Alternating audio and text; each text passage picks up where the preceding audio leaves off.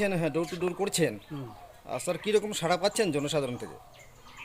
সারাটা মূলত তো এই এলাকাটা আমারই, তো সবার ইচ্ছা আমাকে একবার তারা দেখতে চায়।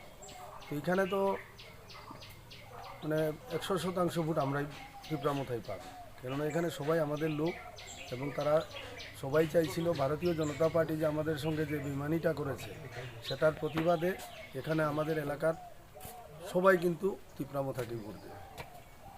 তো এই এলাকাটার নাম হচ্ছে গোলধারপুর। গোলদারপুর গ্রাম এছাড়া তো আপনি অনেক অন্য জায়গাতেও আপনি মানে জনসম্পর্ক করছেন এবং যোগদান করাচ্ছেন, তো জয় সম্পর্কে আপনি কতখানি নিশ্চিত?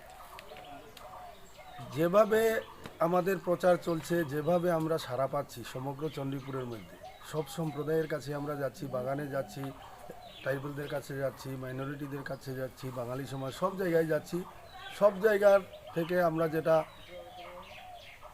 একটা আভাস পাচ্ছি যে এইবারে চণ্ডীপুরে ত্রিপুরা মথার প্রার্থী বিজয়ী হবে। তো আপনি এই প্রচার করতে গিয়ে কি আপনার বিরোধী যারা দল আছে তাদের কাছ থেকে কি আপনি কোনো ধরনের হেনস্থার শিকার হচ্ছেন আপনি? হেনস্থার শিকার বলতে গতকালকে যে ভারতীয় জনতা পার্টি স্বচ্ছতার কথা বলে, সেই পার্টির লোকেরা, যে ভারতীয় জনতা পার্টি যে পার্টিটা আমি নিজেও করে এসেছি, ভারতীয় জনতা পার্টি যারা আজকে এই চণ্ডীপুরে যারা কার্যকর্তা সব আমার তৈরি কার্যকর্তা, কালকে যে বিষয়টা আমাদের সবার চারিদিকে তারা স্লোগান দিয়ে বেড়াচ্ছে, মিছিল করছে, সেটা অন্যায়। কোনো রাজনৈতিক দল যে জায়গায় প্রচার করবে সে 200 মিটার এলাকাতে কেউ প্রবেশ করতে পারবে না, বা প্রবেশ করতে পারবে না ঠিক আছে, কিন্তু তারা তো আমাদের বিরোধ করেছে, আমাদের বিরোধিতা করেছে, আমাদের বিরুদ্ধে তারা স্লোগান দিয়েছে চারিদিকে, আমাদেরকে প্রোগ্রাম করতে দেবে না এরকম চ্যালেঞ্জ ছুড়ে দিয়েছে তারা। কিন্তু আমরা তাদের এই চ্যালেঞ্জকে আমরা মোকাবিলা করার জন্য প্রস্তুত ছিলাম, যার জন্য তারা কিছুই করতে পারেনি। তো আমি ধিক্কার জানাই যে ভারতীয় জনতা পার্টির মতো একটা স্বচ্ছ পার্টিতে এই রকম শিক্ষা দেওয়া হয়, এটা ভারতীয় জনতা পার্টি থেকে বেরিয়ে আসার পরে দেখতে পেলাম যে যে সিপিএমের বিরোধিতা করেছি আমরা এইগুলোর জন্যে, অথচ আজকে সিপিএম যা করেছিল ঠিক সেইভাবেই ভারতীয় জনতা পার্টি কার্যকর্তারা করছে। তো গতকালকে যে ঘটনাটা বললেন তাতে কি মানে এরকম কি একটা আভাস, কোনো আভাস কি আপনি দিতে চাইছেন যে রঞ্জন ভীতি তাদেরকে তাড়িয়ে বেড়াচ্ছে? হ্যাঁ, কেননা এই চণ্ডীপুরের চাপ্পা চাপ্পা আমার জানা, সবার কাছে আমি গিয়েছি, সবাই আমাকে চিনে।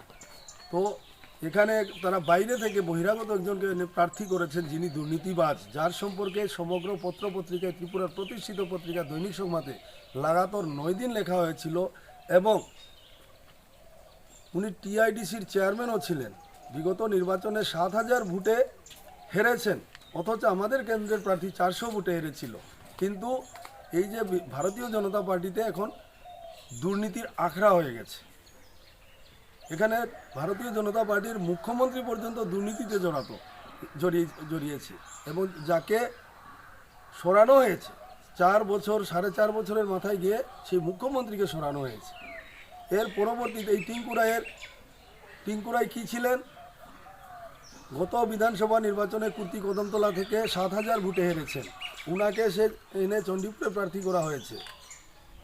শুধু বিপ্লব দেবের দয়ায় উনি টিআইডিসির চেয়ারম্যানও হয়েছেন, অথচ আজকে সরকারে থাকা সত্ত্বেও সেই টিআইডিসির চেয়ারম্যানের অফিসে আদালত তালা লাগিয়ে দিয়েছে দুর্নীতির জন্যে, ডিরেক্টরের অফিসেও তালা লাগানো আছে। আজকে 8 মাস হয়ে গেছে, এখন পর্যন্ত এই সরকারের লজ্জাও নেই, নিজেদের অফিসের তালা লাগানো আদালত, তারা হাইকোর্টও যেতে পারছে না, সুপ্রিম কোর্টও যেতে পারছে না, কেননা তারা অন্যায় করেছে। তো অন্যায় নিয়ে তো আর কোর্টে গিয়ে লাভ হবে না, যার জন্য আজকে পর্যন্ত হয়তো সরকার পরিবর্তনের পরে এই টিআইডিসি চেয়ারম্যানের অফিসটা খুলবে এবং এই টিআইডিসির ডিরেক্টরের অফিস খুলবে। ভারতীয় জনতা পার্টির বড় বড় নেতৃত্ব দিল্লি, মণিপুর, আসাম, কলকাতা, আগরতলা আমাকে ফোন করে নানা রকমের প্রলোভন দেখিয়েছে, কিন্তু আমি প্রলোভনের জন্য, প্রলোভন পাওয়ার জন্য বা কিছু পাওয়ার জন্য রাজনীতি করি না, সেটা সমগ্র ত্রিপুরার মানুষ দেখেছে। পরবর্তীতে হেলিকপ্টার নিয়ে আমার বাড়িতে মন্ত্রী নেতৃত্ব এসছেন, কিন্তু তবুও তারা রঞ্জন সিনহাকে কিনতে পারেনি, কারণ রঞ্জন সিনহাকে কেউ কিনতে পারবে না। রঞ্জন সিনহা নিজের জন্য রাজনীতি করে না, রঞ্জন সিনহা মানুষের জন্য রাজনীতি করে।